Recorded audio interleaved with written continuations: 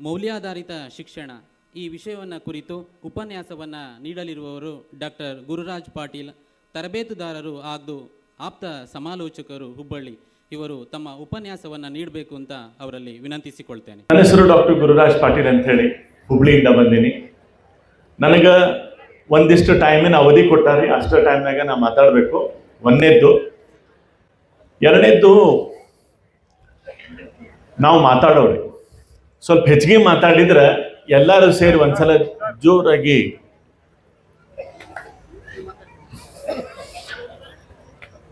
ಹೆಚ್ಚಿಗೆ ಏನಾರ ಟೈಮ್ ತಗೊಂಡ್ರೆ ಜೋರಾಗಿ ಎಲ್ಲರೂ ಒಂದ್ಸರಿ ನೀವು ಒಂದೇ ಸಲಕ್ಕೆ ಚಪ್ಪಾಳೆ ತಟ್ಟಿದ್ರೆ ನಾನು ತಿಳ್ಕೊತೀನಿ ನನ್ನ ಟೈಮ್ ಮುಗಿದೈತೆ ಅಂತ ಹೇಳಿ ಅಲ್ಲಿಗೆ ನನ್ನ ಮಾತು ಮುಗಿಸ್ತೀನಿ ಅಂತ.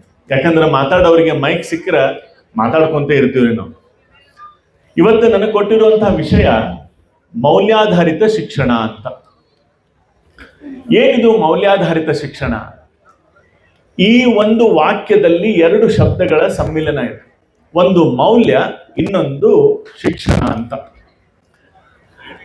ನನ್ನ ಈ ವಿಷಯ ಯಾರಿಗೆ ಹೆಚ್ಚು, ನಾನು ಯಾವ ವಿಷಯಕ್ಕೆ ಹೆಚ್ಚು ಒತ್ತು ಕೊಟ್ಟು ಮಾತಾಡ್ತೀನಿ ಅಂದ್ರೆ ಪಾಲಕತ್ವಕ್ಕೆ ಒತ್ತು ಕೊಟ್ಟು ಮಾತಾಡ್ತೀನಿ. ನಾನೊಬ್ಬ ಪೇರೆಂಟಲ್ ಕೋಚ್.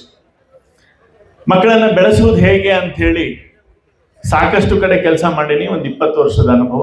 ಈಗ ತಾನೇ ಒಂದು ಪುಸ್ತಕ ಬೇರೆ ಬಿಡುಗಡೆ ಆಯ್ತು, ಅದರ ಹೆಸರು ಪಾಲಕತ್ವದ ತತ್ವ ಅಂತ, ಮಕ್ಕಳನ್ನ ಬೆಳೆಸೋದ್ರ ಬಗ್ಗೆ.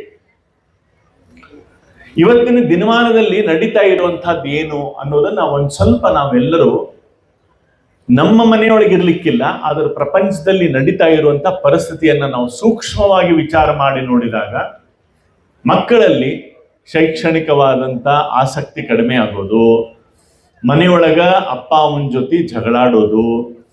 ಆಮೇಲೆ ನಾ ಇನ್ನೂ ಭಾಳ ಹೇಳ್ಬೋದು ನಾನು, ಯಾಕಂದ್ರೆ ಆಪ್ತ ಸಮಾಲೋಚಕರಂತ ಏನು ಹೇಳ್ಯಾರ ನನ್ನ ಬಗ್ಗೆ.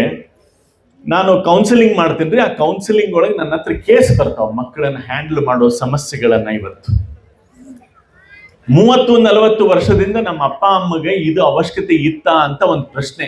ಇವತ್ತು ನೋಡ್ರಿ, ನಾವು ರೇಡಿಯೋದೊಳಗೆ ಕೇಳ್ತೀವಿ, ಟಿವಿ ಒಳಗೆ ಕೇಳ್ತೀವಿ, ಅದಾದ್ಮೇಲೆ ಉಪನ್ಯಾಸಗಳು ನಡೀತಾವ ಮಕ್ಕಳನ್ನ ಬೆಳೆಸೋದ್ರ ಬಗ್ಗೆ. ಇದು ಇವತ್ತಿನ ಚರ್ಚಾ ವಿಷಯ ಆಗ್ತಾ ಇದೆ. ಆದ್ರೆ ಇದೇ 30 ವರ್ಷದಿಂದ ನಾವು ಸಣ್ಣವರಿದ್ದಾಗ ನಮ್ಮ ಅಪ್ಪ ಯಾರ ಇದನ್ನ ಹೇಳ್ಕೊಟ್ಟಿದ್ರೇನು ಅಂದ್ರೆ ಇದ್ದಿದ್ದಿಲ್ಲ. ಯಾಕೆ ಇದು ಇದ್ದಿದ್ದಿಲ್ಲ, ಮತ್ತೆ ಇವತ್ತು ಯಾಕೆ ಕಡಿಮೆ ಆಯ್ತು, ಅಥವಾ ಇದು ಯಾಕೆ ಅವಶ್ಯಕತೆ ಆಯ್ತು ಅನ್ನೋದನ್ನ ವಿಚಾರ ಮಾಡಿ ನೋಡಿದಾಗ ಈ ಮೌಲ್ಯಾಧಾರಿತ ಶಿಕ್ಷಣ ಅನ್ನೋದ್ರೊಳಗಡೆ ಪ್ರಪಂಚ, ಎಂಟೈರ್ ಯೂನಿವರ್ಸ್, ನಾವೆಲ್ಲರೂ ಶಿಕ್ಷಣದ ಕಡೆ ಹೆಚ್ಚು ಗಮನ ಕೊಡ್ಲಿಕ್ಕತ್ತೀವಿ, ತಪ್ಪಲ್ಲ. ಆದ್ರೆ ಮೌಲ್ಯದ ಕಡೆ ಗಮನ ರಹಿತವಾಗ್ತಾ ಇದ್ದೀವಿ ನಾವು. ನಮಗೆ ವ್ಯಾಲ್ಯೂಸ್ ಅನ್ನ ಎಲ್ಲೂ ನಾವು ಹೆಚ್ಚು ಗಮನನೇ ಕೊಡ್ತಾ ಇಲ್ಲ. ನಾ ಹೇಳ್ತಿರ್ತೇನೆ ಯಾವತ್ತು ಏನಂದ್ರೆ, ಮೌಲ್ಯ ಮತ್ತು ಶಿಕ್ಷಣವನ್ನ ಎರಡು ಡಿಸ್ಟಿಂಗ್ವಿಶ್ ಮಾಡಿದ್ರೆ, ಶಿಕ್ಷಣ ಪ್ರಪಂಚದೊಳಗೆ ಎಲ್ಲಾ ಕಡೆ ಸಿಗ್ತದೆ. ನಿಮ್ಗೆ ಶಾಲೆ ಒಳಗ, ಟ್ಯೂಷನ್ದೊಳಗ, ಯೂನಿವರ್ಸಿಟಿ ಒಳಗ, ಕಾಲೇಜ್ ಒಳಗ, ಪ್ರತಿಯೊಂದು ಕಡೆನೂ ನಿಮಗೆ ಶಿಕ್ಷಣ ಸಿಗ್ತದೆ. ಆದ್ರೆ ಮೌಲ್ಯ ಎಲ್ಲಿ ಸಿಗ್ತದೆ? ಶಿಕ್ಷಣ ನೋಡ್ರಿ, ಎ ಫಾರ್ ಆಪಲ್, A+B = ಪ್ರಪಂಚದೊಳಗೆ ನೀವು ಎಲ್ಲೇ ಹೋಗಿ ಕೇಳ್ರಿ ಸೇಮ ಹೇಳ್ತಾರ. ಆದ್ರ ಮೌಲ್ಯ ಅಂತ ಏನದ ಅದನ್ನ ಯಾರು ಹೇಳ್ಕೊಡ್ತಾರ ಇವತ್ತಿನ ದಿವಸದೊಳಗ? ಮೌಲ್ಯ ಅನ್ನೋದು ನಮ್ಮ ಅಪ್ಪ ಅಮ್ಮನ ಹೇಳ್ಕೊಡ್ಬೇಕು ನಮಗ. ಇವತ್ತಿನ ಮಕ್ಕಳಿಗೆ ಮೌಲ್ಯ ಹೇಳ್ಕೊಡೋರು ಯಾರು? ಅಪ್ಪ ಅಮ್ಮ. ಇದಕ್ಕೊಂದು ಮೌಲ್ಯಕ್ಕೆ ಒಂದು ಸಣ್ಣ ಉದಾಹರಣೆ ಕೊಡ್ತೀನಂತ. ಇದು ಬಹಳ ಆಸಕ್ತಿ ಕೊಡುವಂತ ವಿಷಯ. ಈ ವಿಷಯವನ್ನ ನಾವು ತಿಳ್ಕೊಂಡ್ರೆ ಎಷ್ಟೋ ಮಕ್ಕಳ ಜೀವನವನ್ನ ನಾವು ಅದ್ಭುತವಾಗಿ ಬದಲಾವಣೆ ಮಾಡ್ಬೋದು. ಹೇಳಂದ್ರೆ ಹೇಳ್ತೇನೆ, ಹೇಳೋ ಬೇಡ. ಇಲ್ಲಿ ನಾನು 1000 ಜನ ಇದ್ದೇನೆ. ಒಂದೇ ಒಂದು ವರ್ಕ್ಶಾಪ್ 150 ಜನ ಇದ್ರೆ ನಾನು ಹೆಂಗ್ ಹೇಳ್ತಿದ್ದೆ ಅಂದ್ರೆ, ಪ್ರಶ್ನೆ ಅಡ್ಡಾಡ್ಕೋತ ಕೈ ಎತ್ತಿ ಮಾತಾಡ್ತಿದ್ದೆ. ಅದ್ರ ನಿಮ್ಮ ಉತ್ತರ ನನಗೆ ಅರ್ಥ ಆಗ್ತದೆ ಅಂತ ತಿಳ್ಕೊತೀನಿ. ಇವತ್ತು ನೀವು ಎಷ್ಟು ಜನ ಕೆಲಸ ಮಾಡ್ತೀರಿ ಅಂತ ಕೇಳಿದ್ರೆ ಎಲ್ಲರೂ ಕೈ ಎತ್ತೀರಿ. ಸ್ತ್ರೀ ಪುರುಷರು ಇಬ್ರು ಕೆಲಸ ಮಾಡ್ತೀರಿ, ಟೀಚರ್ ಆಗಿರಿ, ಗೌರ್ಮೆಂಟ್ ಕೆಲಸ ಮಾಡ್ತೀರಿ, ಬಿಸ್ನೆಸ್, ಹೊಲ, ಪ್ರೈವೇಟ್ ಕೆಲಸ, ಎಕ್ಸ್ಟ್ರಾ. ಇವೆಲ್ಲ ಕೆಲಸ ಮಾಡಿದ್ಮೇಲೆ ಇಡೀ ದಿವಸ ನೀವು ಕೆಲಸ ಮುಗಿಸ್ಕೊಂಡು ಸಾಯಂಕಾಲ ಮನೆಗೆ ಬಂದಾಗ ಸುಸ್ತಾಗಿರ್ತದೆ ನಿಮ್ಗೆ, ನ್ಯಾಚುರಲ್ ಆಗಿ. S or no? 8 ತಾಸು ಕೆಲಸ ಮಾಡಿದ್ಮೇಲೆ ನಿಮ್ಗೆ ಸುಸ್ತಾಗೋದು ಸ್ವಾಭಾವಿಕ. ಸುಸ್ತಾದವ್ರು ಹೆಂಗಿರ್ತಾರೆ? ಮನೆಗೆ ಬಂದು ಚಪ್ಪಲಿ ಒಂದ್ ಕಡೆ ಬಿಟ್ಟು ಫ್ಯಾನಿನ ಕೆಳಗೆ ಕೂತ್ ಒಂದ್ ಗ್ಲಾಸ್ ನೀರು ಕೊಡೋದು, 15 ನಿಮಿಷ 10 ನಿಮಿಷ ಆದ್ಮೇಲೆ ಒಂದ್ ಸ್ವಲ್ಪ ಸುಧಾರಿಸ್ಕೊಂಡು ಅಡಿಗೆ ಮನೆಗೆ ಹೋಗಿ ಕೆಲಸ ಮಾಡುವಂತ ಮಹಿಳೆಯರಿದ್ರೆ, ಪುರುಷರು ಒಂದ್ ರೀತಿ ಕೆಲಸ ಮಾಡ್ತಿರ್ತಾರೆ. ಹಂಗಿದ್ದಾಗ ಸ್ವಲ್ಪ ನೀರು ಹಂಗಿದ್ದಾಗ ನಮ್ಮ ಮಕ್ಕಳು 8 ತಾಸು ಶಾಲೆಗೆ ಹೋಗಿ ಬರ್ತಾರೆ.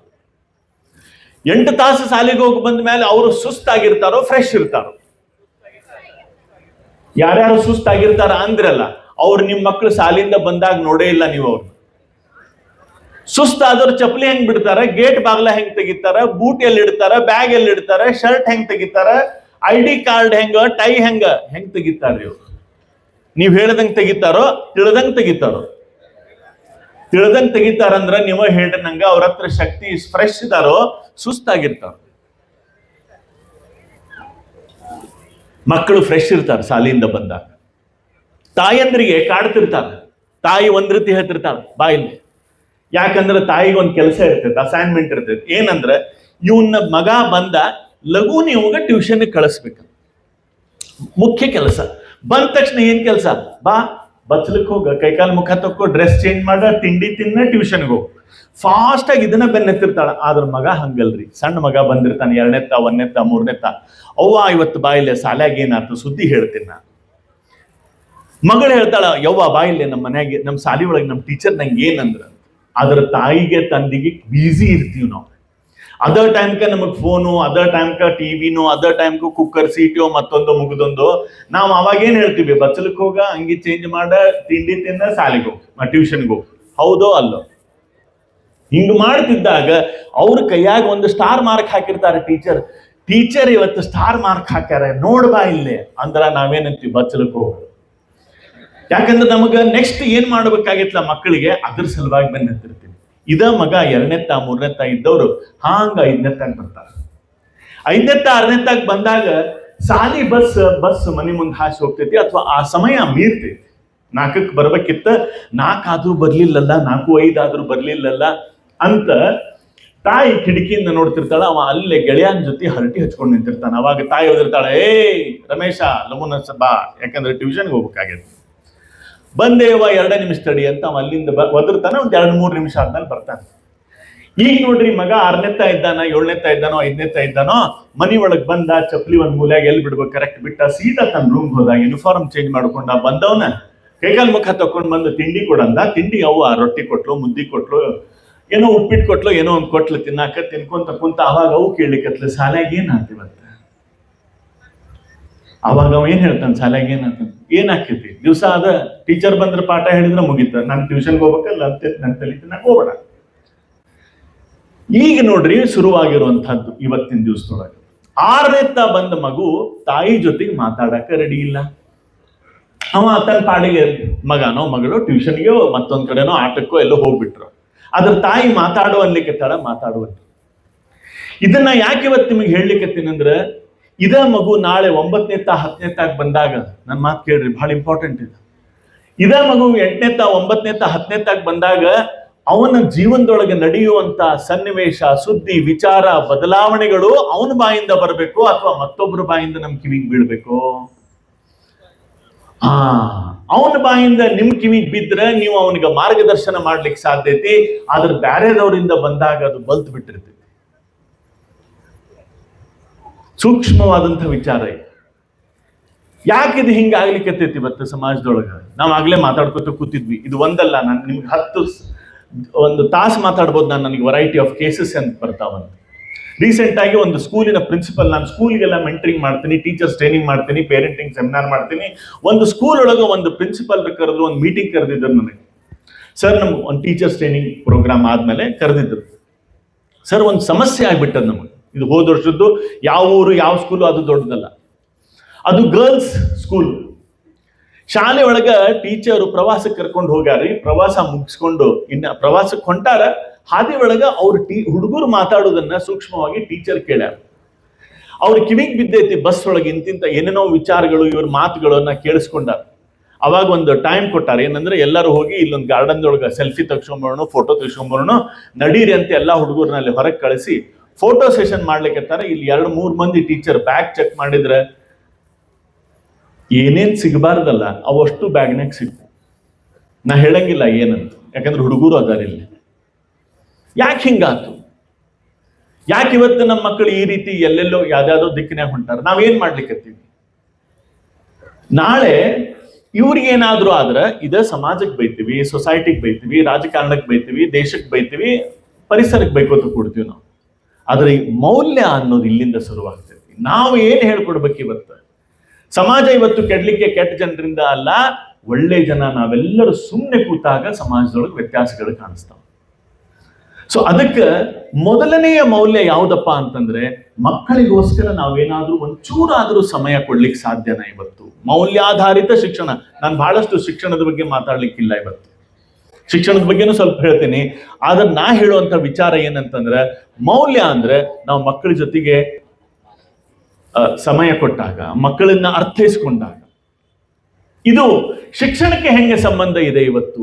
ಯಾಕಂದ್ರೆ ಎಲ್ಲ ಕಡೆ ಶಿಕ್ಷಣ ಇದೆ. ಈ ಒಂದು ಕ್ಯಾಂಪಸ್ ಒಳಗಡೆ ಬಂದಾಗ ಇದೊಂದು ಹಾರ್ಮೋನಿಯಸ್, ಹೋಮೋಜಿನಿಯಸ್ ವಾತಾವರಣ ನೋಡಿದ ನನಗೆ ಆ ಒಂದು ಸರ್ ಜೊತೆ ನಾನು ಮಾತಾಡ್ಲಿಕ್ಕೆ ಇರ್ತಿದ್ದೆ.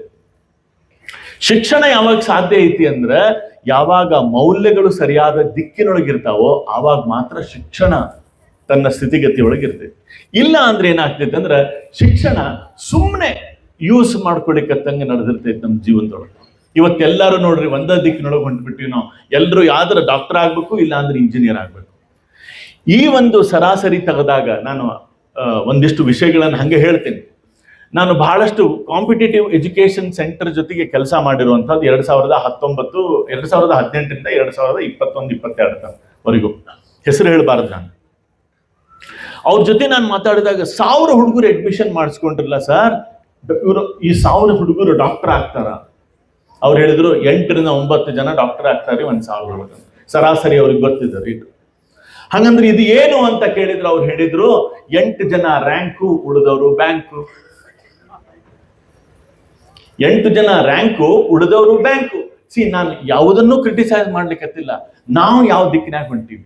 ಮಕ್ಕಳನ್ನ ಸರಿಯಾಗಿ ನಾವು ಮಾರ್ಗದರ್ಶನ ಮಾಡಬೇಕು, ಅವ್ರಿಗೆ ಯಾವ ಶಿಕ್ಷಣ ಸೂಕ್ತ ಆಗ್ತದೆ ಅಂತ ತಿಳ್ಕೋಬೇಕು ಅಂತಿದ್ರೆ, ಅವರನ್ನ ಪ್ರಾರಂಭದಲ್ಲಿ ಅರ್ಥೈಸ್ಕೊಳ್ಳೋದೇ ಮೊದಲನೆಯ ಮೌಲ್ಯ. ಮೌಲ್ಯಾಧಾರಿತ ಶಿಕ್ಷಣ ಅಂತಂದ್ರೆ, ನಾವು ಯಾವುದನ್ನ ಇವತ್ತು ಗಣನೀಯವಾಗಿ ಪರಿಗಣಿಸ್ಬೇಕೋ ಅದನ್ನ ಪರಿಗಣಿಸಿದಾಗ ಮಾತ್ರ ಇಲ್ಲಿ ಬದಲಾವಣೆ ಸಿಗ್ಲಿಕ್ಕೆ ಸಾಧ್ಯ. ಸೊ ಅದಕ್ಕೆ ಈ ಮೌಲ್ಯ ಅನ್ನೋದು ಪಾಲಕರಾದವರು ನಾವು ಪ್ರತಿಯೊಬ್ಬರು ಇದಕ್ಕೊಂದು ಸ್ವಲ್ಪ ಹೋಗ್ಬಿಡಬೇಕು ಅಂತ. ಇವತ್ತು ಸಣ್ಣ ಪುಟ್ಟ ಮಕ್ಕಳು ಇರ್ತಾರೆ, ಹಂಗ ಬೆಳೆಸ್ಬಿಡ್ತೀವಿ ನಾವು. ಇವತ್ತು ಮೊಬೈಲ್ ಕೊಟ್ಟ ಮೇಲೆನ ಊಟ, ಬಾಯಿ ತೆಗಿಲಿಕ್ಕೆ ಮೊಬೈಲ್ ರೀಲ್ಸ್ ಬಂದು ಬಟ್ ಹಿಂಗೆ ತಿರುಗಿತ್ತಂದ್ರೆ 2 ವರ್ಷದ ಮಗು ಅವಾಗ ಬಾಯಿ ತೆಗಿತೈತಿ. ಅವಾಗ ಅವ್ವ ಅಜ್ಜಿ ಬಾಯಾಗ 2 ತುತ್ತು ಮುದ್ದಿನೋ ಅನ್ನನೋ ಊಟಕ್ಕೆ ಹಾಕ್ತಾರೆ. ಅದು ಕನೆಕ್ಟೆಡ್ ಆಗ್ಬಿಟ್ಟಾರೆ.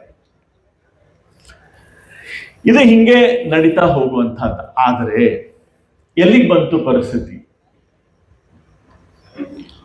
ಒಂದು ನಾವು ಹೇಳಲಿಕ್ಕತ್ತಿರುವಂತ ಈ ಪರಿಸ್ಥಿತಿ ಒಳಗಡೆ, ಸರಾಸರಿ ಕುಟುಂಬದ ಪರಿಸ್ಥಿತಿ ಒಳಗಡೆ ನಾವು ಗಮನಿಸಿ ಅವರಿಗೆ ಸಮಯ ಕೊಡೋದು ಒಂದಾದ್ರೆ, ಇನ್ನೊಂದು ಅವ್ರ ಸಮಯ ಅನ್ನೋದು ಏನ್ ಗೊತ್ತಾ? ಇದಕ್ಕೊಂದು ಸೀಕಿಂಗ್ ಅಂತ ಹೇಳ್ತೀವಿ ನಾವು, ಅಟೆನ್ಷನ್ ಸೀಕಿಂಗ್ ಅಂತ. ಗಮನವನ್ನ ಅವರು ಆಕರ್ಷಣೆ ಮಾಡ್ತಾ ಇರ್ತಾರೆ ನಮ್ಮ ಕಡೆಯಿಂದ. ಸೊ ಈ ರೀತಿ ಅವರು ಗಮನವನ್ನ ಆಕರ್ಷಣೆ ಮಾಡ್ತಾ ಇದ್ದಾಗ, ಆ ವಯಸ್ಸಿನಲ್ಲಿ ಅವರಿಗೆ ಅದನ್ನ ಕೊಟ್ಟಾಗ ಅಲ್ಲಿ ಏನ್ ಸಾಧ್ಯ ಇದೆ?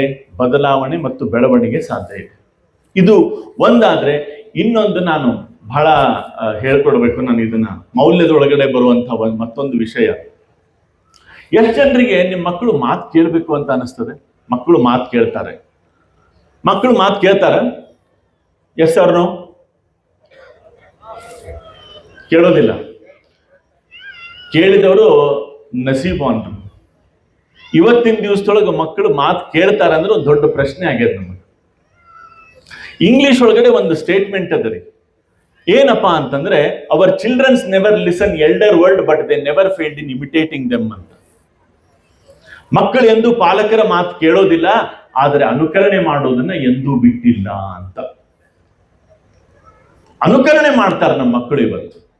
ಅವ್ರೆಂದೂ ನಾವ್ ಏನ್ ಹೇಳ್ತೀವಿ ಅದನ್ನ ಅವ್ರು ಎಂದೂ ಕೇಳಲೇ ಇಲ್ಲ, ಆದ್ರೆ ಅನುಕರಣೆ ಮಾಡ್ತಾರೆ ಅಂತ ಅಂದಾಗ, ನಾವು ಪಾಲಕರಾದವರು, ಹಿರಿಯರು ಮನೆಯಲ್ಲಿ ಯಾವ ಒಂದು ಹವ್ಯಾಸಗಳನ್ನ, ನಾನು ಇದನ್ನ ಹವ್ಯಾಸ ಅನ್ನೋ ಶಬ್ದನ ಎಚ್ಚರದಿಂದ ಯೂಸ್ ಮಾಡ್ತಾ ಇದ್ದೇನೆ, ಅದಕ್ಕೆ ಪರ್ಯಾಯವಾದ ಇನ್ನೊಂದು ಶಬ್ದ ಉಪಯೋಗಿಸೋ ಅವಶ್ಯಕತೆ ಇಲ್ಲ.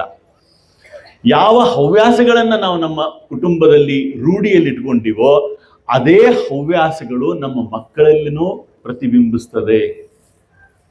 ಸೊ ಹಂಗಂದ್ರೆ ನಾವೇನ್ ಮಾಡ್ಬೇಕು? ಇವತ್ತು ನೀವು ಯಾರಾದ್ರೂ ಓದುವಂತ ಹವ್ಯಾಸ ಇದ್ದವರಿದ್ರೆ ಇದಕ್ಕೆ ಕಾರಣ ನಿಮ್ಮ ಸ್ವ ಇಚ್ಛೆ ಅಲ್ಲ, ನಿಮ್ಮ ಅಪ್ಪ ಅಮ್ಮ ಮನೆಯೊಳಗೆ ಚಂದಮಾಮ ತಂದಿಟ್ಟಿರುವಂತ ಒಂದು ಪ್ರಾಸೆಸ್. ಸೊ ಈ ಒಂದು ಕಾರಣದಿಂದ ಇವತ್ತಿನ ದಿನದಲ್ಲಿ ನಾವು ಪಾಲಕರಾದವರು ಶಿಕ್ಷಣಕ್ಕೆ ಒತ್ತು ಕೊಡ್ರಿ, ಆದರೆ ಅದರ ಜೊತೆಗೆ ಮೌಲ್ಯಕ್ಕೂ ಒಂದಿಷ್ಟು ನಮ್ಮ ಗಮನ ಇರಬೇಕು ಅನ್ನೋದು. ಇನ್ನು ಕೊನೆಯದಾಗಿ ಇಷ್ಟು ಎಲ್ಲ ಸಾಕಷ್ಟು ವಿಚಾರಗಳನ್ನ ನಾವು ಚರ್ಚೆ ಮಾಡೋದು ಈ ಸಂದರ್ಭ ಸಮಯದಲ್ಲಿ ಕಡಿಮೆ ಇದ್ರೂ ಸಹ ಒಂದು ವಿಷಯ ನಾನು ಹೇಳ್ತೀನಿ, ಇದು ಸಹ ಇವತ್ತಿನ ಪೀಳಿಗೆ ಒಳಗಡೆ ನಾವು ಬೆಳೆಸಬೇಕಾಗಿರುವಂತ ಮತ್ತೊಂದು ವಿಚಾರ. ನಾ ಯಾವತ್ತೂ ಹೇಳ್ತಿರ್ತೀನಿ, ಏನಂದ್ರೆ ನಮ್ಮ ಮಕ್ಕಳ ಮೇಲೆ ನಾವು ಬಹಳಷ್ಟು ಸಂಶಯಾಸ್ಪದವಾಗಿ ನೋಡ್ತಾ ಇರುವಂಥದ್ದು. ಏನೋ ನೀನು ಸರಿಯಾಗಿ ಸಾಲಿಗೆ ಹೋಗ್ತಿ ಇಲ್ಲೋ, ಸಾಲಿಯೊಳಗೆ ಅಭ್ಯಾಸ ಮಾಡ್ತಿ ಇಲ್ಲೋ, ಟೀಚರ್ ನಿನ್ ಮಾತು ಕೇಳ್ತಾ ಟೀಚರ್ ಮಾತು ಕೇಳ್ತಿ ಇಲ್ಲೋ ಅಂತ ಹಲವಾರು ಪ್ರಶ್ನೆಗಳನ್ನ ಕೇಳೋದ್ರ ಬದಲಿ ನಾನೊಂದು ಸಿಂಪಲ್ ಫಾರ್ಮುಲಾ ಹೇಳ್ಕೊಡ್ಲಿಕ್ಕತ್ತೀನಿ. ಈ ಫಾರ್ಮುಲಾ ಯಾಕೆ ಬೇಕು ಅಂತಂದ್ರೆ, ನಮ್ಮೊಳಗಿರುವಂಥ ವಿಚಾರಗಳ ಬದಲಾವಣೆ, ಅದರ ಜೊತೆಗೆ ಮಕ್ಕಳಲ್ಲಿ ಒಂದು ಸೌಹಾರ್ದ ಸ್ವಭಾವವನ್ನ ಬೆಳೆಸಲಿಕ್ಕೆ ಉಪಯೋಗವಾಗುವಂತ ಒಂದು ಕೌಶಲ್ಯ ಇದು. ಇದಕ್ಕೇನಂತೀನ ಅಂದ್ರೆ, ನಿಮ್ಮ ಮಕ್ಕಳ ಗೆಳೆಯರ ಜೊತೆಗೆ ನಿಮ್ಮ ಸ್ನೇಹ ಮಾಡಿ ಅಂತ. ಯಾರಿಗೆ ನಾ ಹೇಳಿದ ಅರ್ಥ ಆಯ್ತು? ನಿಮ್ಮ ಮಕ್ಕಳ ಗೆಳೆಯರ ಜೊತೆಗೆ ನಿಮ್ಮ ಸ್ನೇಹ ಮಾಡಿ, ನೀವು ಸ್ನೇಹ ಮಾಡಿ ಅಂತ. ಯಾಕೆ ಸ್ನೇಹ? ಇದರಿಂದ ಆಗುವ ಲಾಭ ಏನು? ಇದರಿಂದ ನಾವು ಲಾಭ ಏನು ಅಂತಂದ್ರೆ, ಯಾವಾಗ ನಮ್ಮ ಮಕ್ಕಳು ನಮ್ಮಿಂದ ಏನನ್ನ ಮುಚ್ತಾ ಇರ್ತಾರೋ ಅದು ನಮಗೆ ಬೇರೆ ರೀತಿಯಿಂದ ಬರ್ತದೆ. ಇದು ಅದರ ಒಂದು ಔಟ್ಪುಟ್ ಆಗಿರ್ಬೋದು.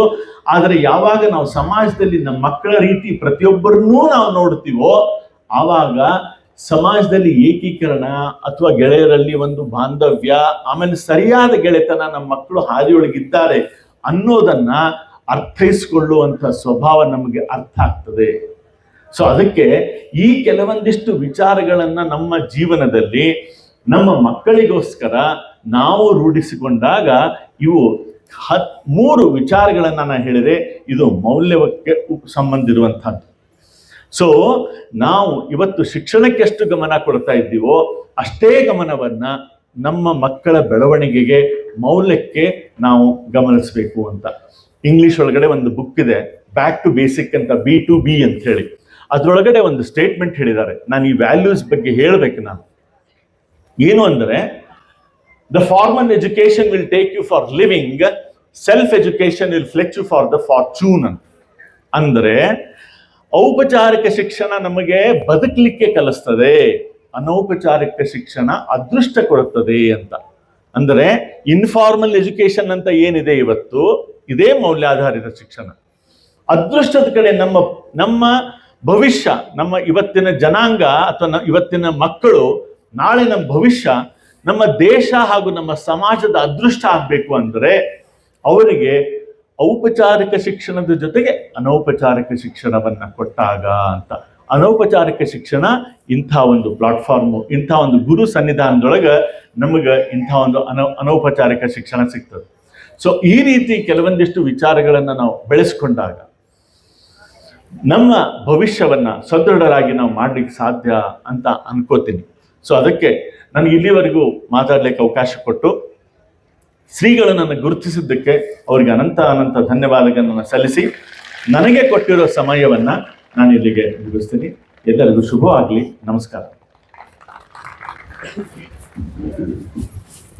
ಮೌಲ್ಯಾಧಾರಿತ ಶಿಕ್ಷಣದ ಕುರಿತು ಮೌಲ್ಯಯುತವಾದ ಮಾತುಗಳನ್ನ ಹಂಚಿಕೊಂಡಂತಹ ಡಾಕ್ಟರ್ ಗುರುರಾಜ್ ಪಾಟೀಲ್ ಅವರಿಗೆ ಧನ್ಯವಾದಗಳು. ಶರಣ ಬಂಧುಗಳೇ, ನಮ್ಮ ಶ್ರೀಮಠದ ಆಸ್ತಿ ಅಂದ್ರೆ ಸದ್ಭಕ್ತರು, ದಾಸೋಹಿಗಳು. ಅಂತಹ ಭಕ್ತರಿಂದ ಇಲ್ಲಿ ಎಲ್ಲ ಕಾರ್ಯಗಳು ನಡೀತಾ ಇದ್ದಾವೆ. ಅಂತಹ ದಾಸೋಹಿಗಳು, ಪೂಜ್ಯರಿಂದ ಆಶೀರ್ವಾದವನ್ನು ಪಡೆಯಬೇಕು ಅಂತ